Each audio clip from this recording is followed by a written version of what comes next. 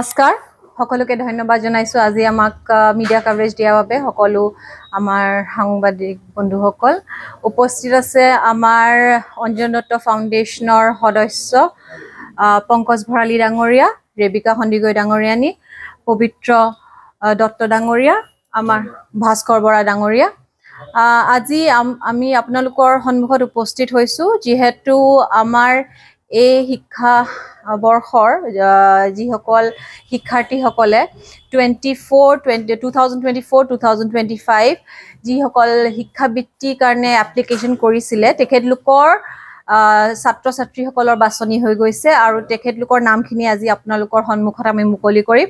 আমি অতি আনন্দৰে আপোনালোকক ক'ব বিচাৰিছো যে আমাৰ এই সৰু ন্যাস দি অঞ্জন দত্ত ফাউণ্ডেশ্যন 2016 চনত অক্টোবৰ মাহত আৰম্ভ হৈছিলে হৈ পেলাই আজি প্ৰায় 10 বছৰ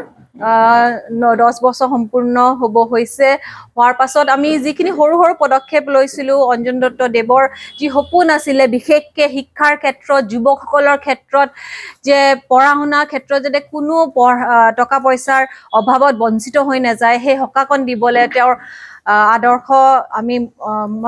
সন্মুখত ৰাখি পেলাই আমি সদায় ছাত্ৰ ছাত্ৰীসকলক আগবঢ়াই নিওঁ তেওঁ পিতৃ মাতৃৰ নামতো আগতে বঁটা দিছিলে জলপানী দিছিলে ঠিক সেই আদৰ্শ আমি দিছিলোঁ যেনেকৈ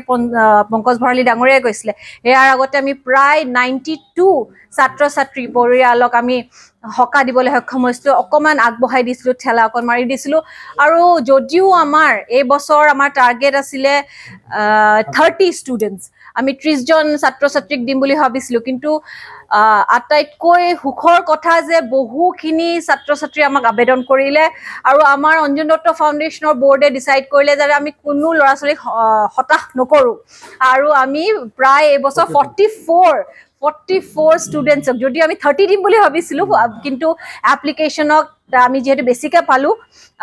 যিসকলে 85% আপ যিসকল ষ্টুডেণ্টছে এপ্লাই কৰিছে ইনফেক্ট 84.6 ষ্টুডেণ্টছৰ পৰা আমি আৰম্ভ কৰি যিসকলে দিছে তে আমি সেইসকলকো কাট অফত আমি কনচিডাৰ কৰিছোঁ 84.6 আছে 84.8 আছে সেইখিনিৰ পৰা আমি গোটেইখিনিকে দিছোঁ টোটেল 44 ষ্টুডেণ্টছে এইবাৰ the Anjan Dutta foundation academic scholarship 2024-2025 পাবলৈ সক্ষম হৈছে আৰু তেখেতলোকে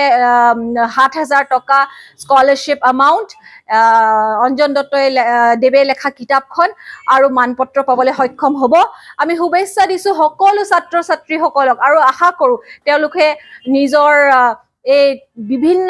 কষ্টৰ মাজেৰে যি ভাল শিক্ষা ক্ষেত্ৰত ফলাফল দিবলৈ সক্ষম হৈছে সেইটো অব্যাহত ৰাখক আমি যিসকল ছাত্ৰ ছাত্ৰীয়ে পাইছে তেখেতলোকৰ নামখিনি ঘোষণা কৰিবলৈ আৰম্ভ কৰিব বিচাৰিছোঁ আটলান্টা শইকীয়া মেটেকা বৰালী কিনাৰ 97%, নিকিতা দাস মেটেকা পথাৰ 95%, প্ৰেৰণা বৰা ভিতৰুৱাল খনামুখ 94.20%,